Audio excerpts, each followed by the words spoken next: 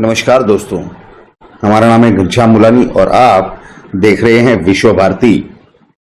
विश्व भारती चैनल में आप सभी का बहुत बहुत स्वागत है। दोस्तों, आज हम आपके सामने उस सारी जानकारियां रखने जा रहे हैं जो कि नॉर्मली ये जो मेन स्ट्रीम मीडिया के जो न्यूज चैनल्स हैं, ये आपके सामने इस तरह की जानकारियां बहुत ही कम रखते हैं।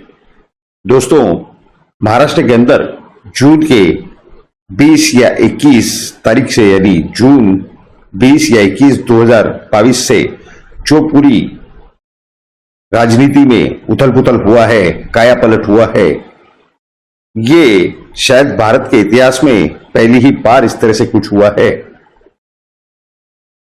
अब यह जो कुछ किया गया या जो कुछ हुआ है, इसी के बारे में है। कौन करेगा इतना, क्या किया गया, क्यों किया गया, जो आपको दिख रहा है उसके व्यतिरिक्त तो उसके सिवा और जो जानकारियां हैं वो आपको बताने की कोशिश करेंगे इस वीडियो द्वारा।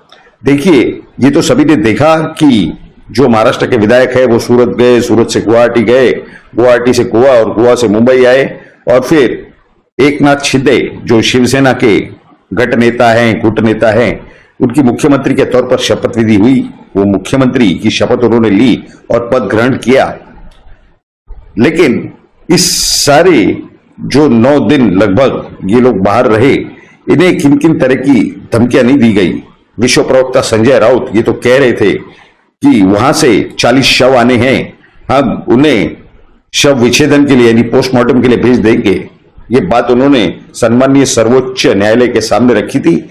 इन्होंने जो रिट पिटीशन वहां पर फाइल की थी इनके डिस्क्वालिफिकेशन के खिलाफ, यानी हमारे कहने का मतलब सीधा सीधा है कि इन्होंने क्या क्या नहीं किया, क्या क्या नहीं इन्हें सहना पड़ा। सबसे पहले तो शिवसेना के पक्ष प्रमुख श्री उद्धव ठाकरे, उन्होंने जनता के जनादेश को ठुकरा करके, लात मार के दरकिनार कर दिया, और जिनके खिलाफ उन्होंने चुनाव लड़े थे उनके साथ सरकार बनाई थी। और उसके बाद जो 2.5 साल ये सरकार रही, उसमें ये जो 40 विधायक हैं उसमें से कई सारे लोग मंत्री थे। उन्होंने भी अपनी आपबीती बताई है कि वो मंत्री होते हुए उनके पास कोई अधिकार नहीं थे। निर्णय लेने वाले कौन होते थे ये बता चुके हैं कि ठाकरे घराने के लोग थे, और श्रीमान उद्धव ठाकरे जी के एकदम नजदीकी लोग, जैसे अनिल परब हो, आदित्य ठाकरे हो, या फिर वरुण सरदेसाई हो, यानी ये रिश्तेदार हैं उद्धव ठाकरे जी के। इस तरह की पूरी परिस्थिति थी। जनहित में इन्हें काम करने की कोई आजादी नहीं थी। और जब ये अलग हुए, यानी ये अलग नहीं हुए, इन्होंने उद्धव ठाकरे जी को मजबूर कर दिया कि वो उन्हें अपना त्यागपत्र देना पड़े। अब उस त्यागपत्र के बाद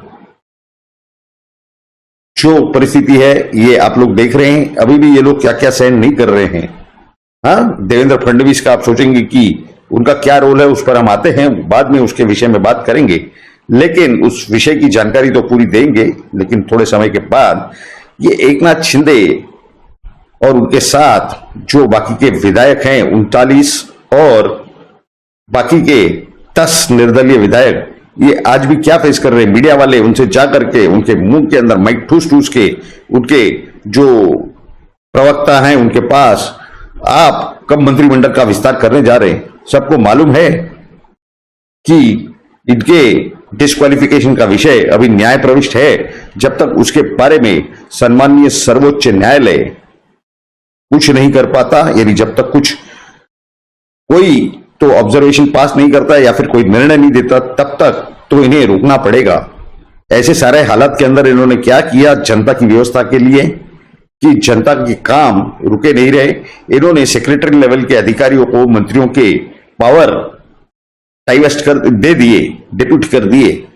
यानी कि अगर जो निर्णय मंत्री के पास जो निर्णय लेने का अधिकार है, लगभग उसी तरह के निर्णय लेने के अधिकार इन्होंने IAS अधिकारियों को, यानी सेक्रेटरी लेवल के अधिकारियों को इन्होंने डिप्यूट कर दिए। उसके बाद इनके ऊपर फिर निंदा इनकी की जाने लगी। क्यों? क्योंकि जनहित में ये काम कर रहे हैं। राष्ट्रवादी कांग्रेस पार्टी के नेता और विरोधी पक्ष नेता अजीत पवार, वो कहते हैं कि अधिकारी निर्णय लेंगे। अरे अधिकारियों के ऊपर सुपरवाइज करने के लिए, पर्यवेक्षण करने के लिए मुख्यमंत्री हैं, उप मुख्यमंत्री हैं ना। लेकिन इनके ऊपर सिर्फ निंदा ये की जा रही है कि बार बार दिल्ली जा रहे हैं, रिमोट कंट्रोल की सरकार बनेगी, जो मंत्रिमंडल की जो लिस्ट है, जो सूची है, जो यादी है, वो दिल्ली से दी जाएगी। ये क्यों? क्योंकि अब तक सर्वे सर्वा भारतीय जनता पार्टी की तरफ से देवेंद्र फडणवीस माने जाते थे महाराष्ट्र के अंदर, लेकिन अब उनको तो किस तरह से ह्यूमिलेट कर दिया गया, उन्हें मुख्यमंत्री की जगह उप मुख्यमंत्री बना दिया गया। लेकिन ये सारे प्रकरण के अंदर ये जो कुछ सारा मामला हुआ, इसके अंदर इनका क्या रोल था? इनका कोई रोल नहीं था। हर चीज दिल्ली से ऑपरेट हो रही थी। खुद सम्माननीय एकनाथ शिंदे जी ये दिल्ली के भारतीय जनता पार्टी के यानी राष्ट्रीय स्तर के सर्वोच्च नेताओं से सीधे सीधे संपर्क में थे। क्यों? क्योंकि जनादेश को अमल में लाना चाहते थे।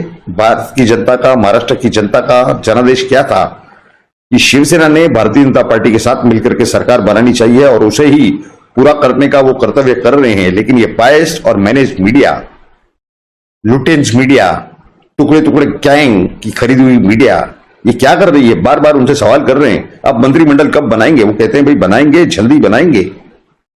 लेकिन जो हालात है, सम्माननीय सर्वोच्च न्यायालय ने जो 8 तारीख की सुनवाई थी, यानी 8 अगस्त को होने वाली, वो 12 अगस्त को रख दी है।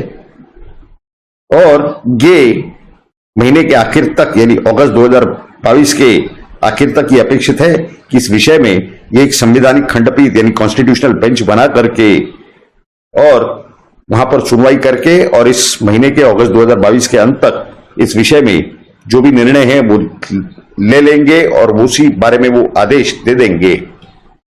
अब हम आते हैं भारतीय जनता पार्टी के सर्वोच्च नेता यानी सर्वोच्च महाराष्ट्र में माने जाने वाले, उनके नजदीकी लोगों का तो स्पष्ट रूप से कहना है कि वो तो खुद को प्रधानमंत्री नरेंद्र मोदी जी से भी ज्यादा बड़ा समझते हैं, बहुत ही इंटेलिजेंट और बहुत ही ज्यादा आईक्यू वाला खुद को समझते हैं। खैर वो उनकी वैयक्तिक बातें हैं, हमारे को उस बातों से कोई लेना देना नहीं है। लेकिन जहां तक ये सवाल है, अगर आपने देखा होगा कि किस तरह से इन्होंने प्रधानमंत्री मोदी जी के साथ अन्याय किया गुजरात में और उत्तर प्रदेश में, जहां जहां कुछ लोगों ने एक गलत दृष्टि से, एक गलत तरीके से प्रधानमंत्री के ऊपर वक्तव्य किए, उनके ऊपर तुरंत एफआईआर रजिस्टर हुई, उनके ऊपर केस रजिस्टर होके उन्हें गिरफ्तार किया गया। यानी एक कानून उत्तर प्रदेश में है और वही कानून गुजरात में है, लेकिन महाराष्ट्र में कुछ अलग कानून है। यहां पर शिवसेना की एक लीडर माने जाने वाली, नेता माने जाने वाली, एक बॉलीवुड से संबंधित, मराठी फिल्म इंडस्ट्री से संबंधित एक अभिनेत्री ने उन्हें लुच्चा और पता नहीं क्या क्या कहा था। फेसबुक पर और ट्विटर पर वीडियो अपलोड किए थे, अपनी ट्वीट किए थे। उस विषय में उद्धव ठाकरे सरकार ने तो कोई कार्रवाई नहीं की, लेकिन देवेंद्र फडणवीस महाराष्ट्र के अंदर आज 35 दिन या उससे ज्यादा हो चुके हैं, जबकि उप मुख्यमंत्री के पद पर बैठे हैं, विराजमान हैं।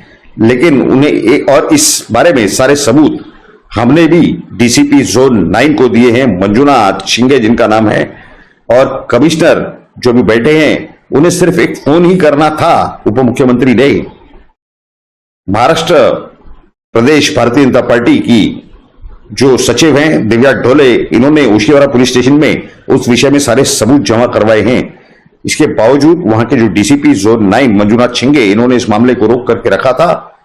उस विषय में, उस गुनाह, उस ऑफेंस में उन्होंने केस नहीं रजिस्टर होने दिया था।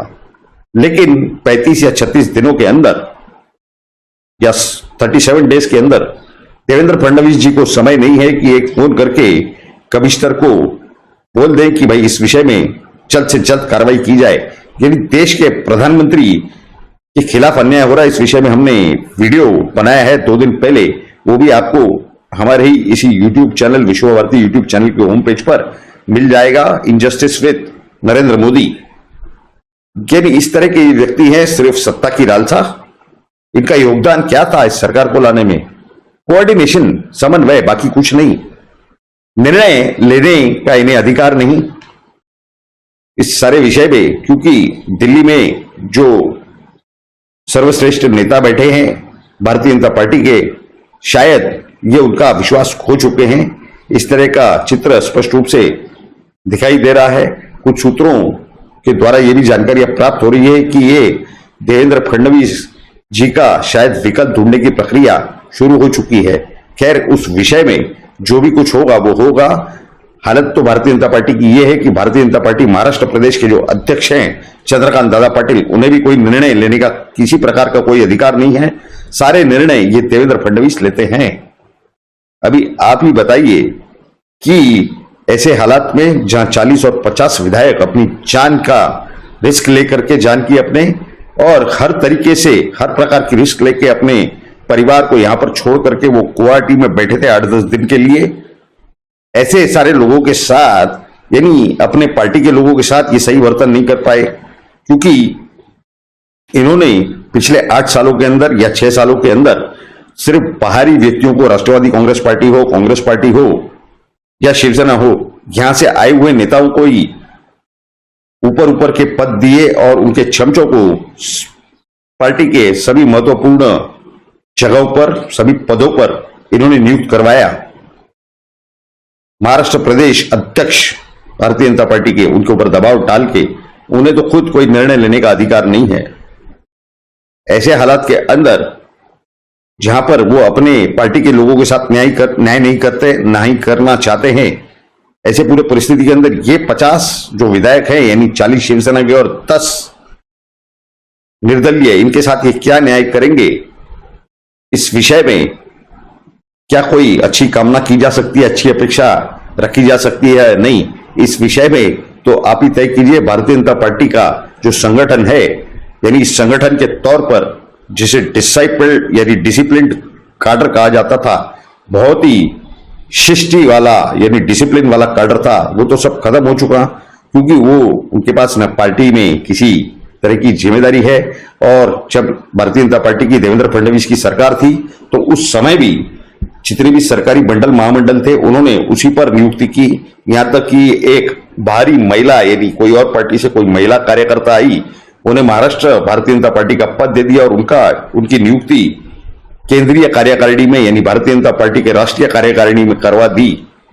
तो इस तरह के कामों के बाद आने वाले समय में जो महाराष्ट्र के अंदर बड़ी बड़ी नगर पालिकाएं, महानगर पालिकाओं के चुनाव आने बाकी हैं लगभग 2 से 3 महीनों में, उसके अंदर जनता जिन्हें भारतीय जनता पार्टी का नेता और कार्यकर्ता करके जानती है, जब वो लोग भारतीय जनता पार्टी के लिए काम नहीं करेंगे तो इन्हीं देवेंद्र फडणवीस के नेतृत्व में भारतीय जनता पार्टी का क्या हाल होने जा रहा है, ये तो स्पष्ट रूप से दिखाई दे रहा है।